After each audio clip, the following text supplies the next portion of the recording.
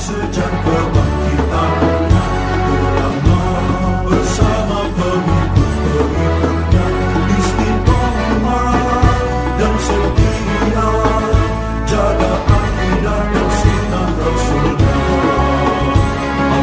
Alhamdulillah segala puji baginya ulama bersama pengikut-pengikutnya istiqomah dan setia menjaga agama nusa dan bangsa.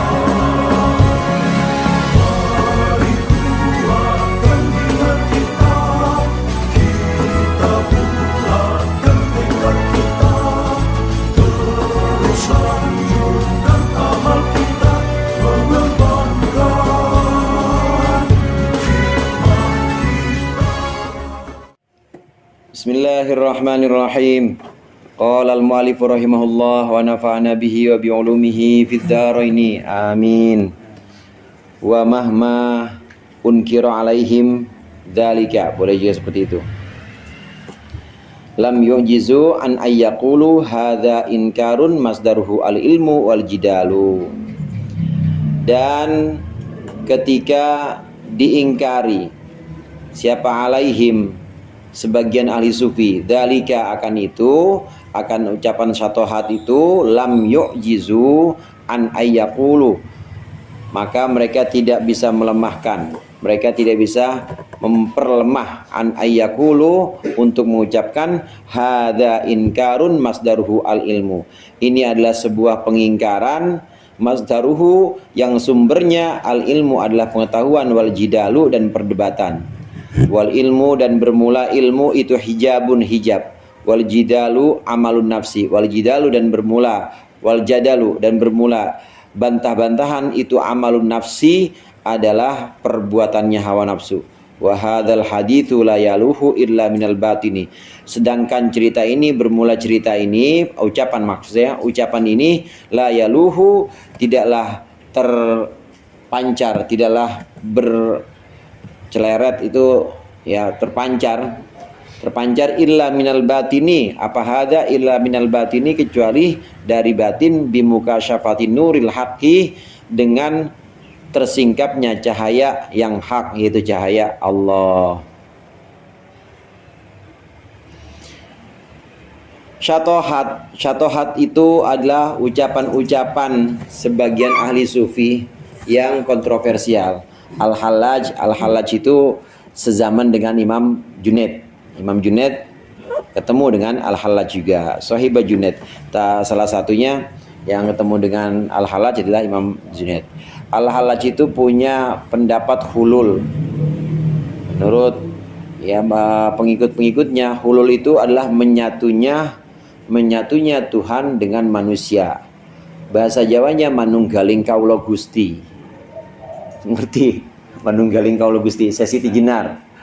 Manunggaling kaula Gusti sesiti jenar. Al-Hallaj akarnya kalau kita cari sesiti jenar yang masanya masa Wali Songo tahun 1400 akhir hingga 1500, itu akar sejarahnya sebelumnya sudah ada Al-Hallaj yang mengatakan tentang hulul ini, bahwa Tuhan dengan makhluknya bersatu, namanya hulul. Ini pengertian orang-orang yang memahami Al-Hallaj yang hulul.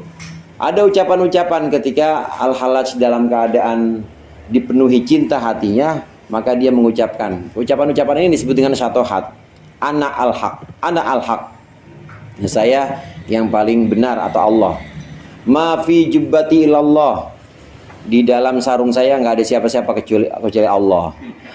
Sama waktu Sunan Kudus, Sunan Kalijaga waktu disuruh manggil Siti Jenar, dipanggil, ada Siti Jenar nggak di dalam? Nggak ada, adanya Allah.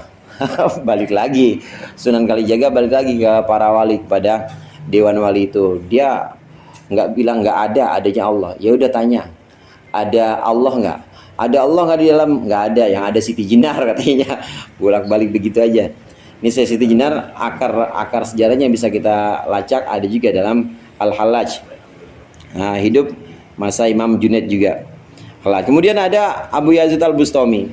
Abu Yazid Al-Bustami ini ada yang mengatakan pendapatnya itu namanya ittihad. Ittihad itu bukan ittihad maskapai penerbangan, bukan. Ittihad bukan. Ittihad itu menyatu juga. Menyatunya Tuhan dengan makhluk atau dengan manusia, terutama ittihad. Abu Yazid Bustami itu yang terkenal, Subhani ma'a'du masa'ni, maha suci aku, alangkah agungnya diriku. Nah, ini ucapan-ucapan ini ucapan sebagian ahli sufi yang memang muncul dengan dorongan cinta kepada Allah, karena dorongan cinta kepada Allah.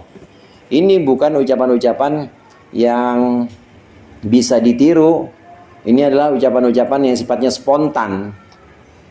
Berbahaya nggak? Berbahaya. Sama bahayanya dengan riwayat-riwayat palsu yang kemarin kita udah bahas kan. Ada cerita-cerita palsu atau ada hikayat-hikayat yang nggak ada asalnya, sumbernya ada, kita cerita, ini berbahaya juga. Kalau kita dengarkan syair atau syair-syair yang diucapkan oleh para penyair, berbahaya juga kalau tidak ada manfaatnya. Begitu juga sebagian kemarin itu selain syair dan juga ucapan itu, hikayat-hikayat, ada juga seperti hikayat, cerita, syair, apalagi kemarin tuh. Nah, termasuk ini Imam Ghazali mengelompokkan ucapan-ucapan yang bahaya adalah syatohat, yaitu ucapan spontan para sufi, sebagian ahli sufi yang karena cintanya kepada Allah, maka dia itu mengucapkan kata-kata itu. Dan ini nggak bisa ditiru. Ini nggak bisa ditiru, berbahaya. Kalau buat orang awam meniru ini berbahaya. Kata Imam Ghazali kemarin, kalau orang awam ngikutin ini, dia bukan cuma nggak sholat, nggak kerja, nggak ngopenin bini, nggak ngopenin anak. Iya begitu dah kurang lebih. Pokoknya semuanya nggak diopenin. Ya orang Allah ngapain ngopenin bini? Orang dia udah merasa bersatu. Jadi ya semuanya nggak jalan. Hukum-hukum zahir syariat itu nggak berjalan. Berbahaya untuk orang awam yang seperti ini.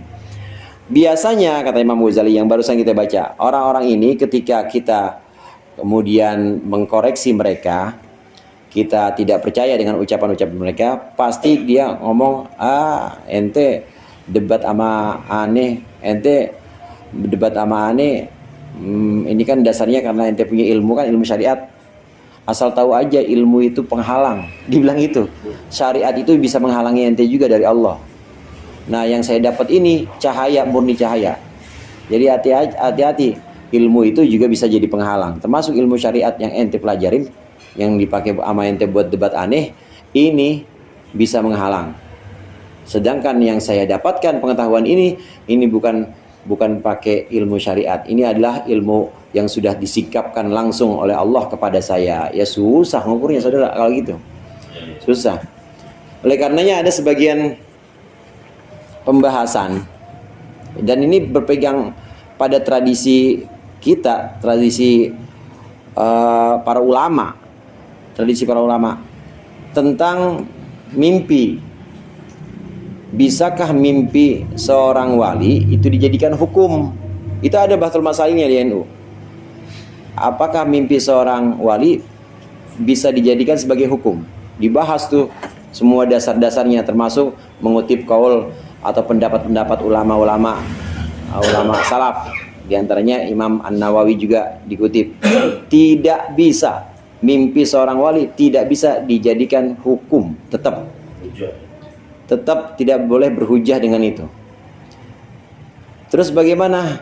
Harus dihukumi dengan, harus ditetapkan dengan bukti-bukti yang valid, diantaranya dengan teks-teks sebelumnya atau teks kitab sebelumnya, dan juga dengan periwayatan atau penukilan cerita orang-orang yang memang terpercaya. Jadi ukurannya tetap ada ukuran zohir. Dalam ilmu itu harus tetap ada itu, ukuran zohir. Ada wali misalnya yang ngimpi, misalnya mengatakan bahwa saya ini adalah Imam Mahdi, misalnya kayak begitu. Imam Mahdi tidak bisa jadi hukum, harus ada periwayatan. Harus ada periwayatan, betul nggak? Lihat silsilahnya, betul nggak dia adalah silsilah keturunan yang nanti disebut sebagai Imam Mahdi. Dilihat dari kitab riwayatnya, dilihat dari segala macam saksi-saksi yang memang masih hidup dan juga bisa dipegang kebenarannya. Harus nggak boleh mimpi itu. Begitu juga mukasyafah seperti ini nggak bisa dijadikan hukum. nggak boleh jadikan hukum.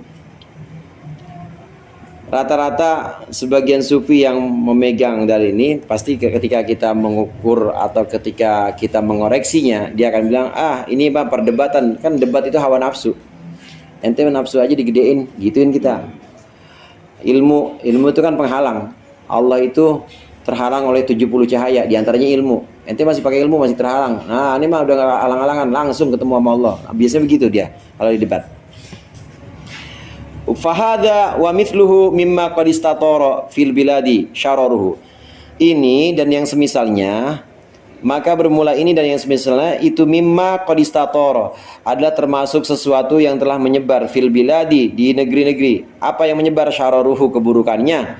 Wa aduma fil awami dararuhu, dan juga besar untuk orang-orang awam apa? Dararuhu, bahayanya.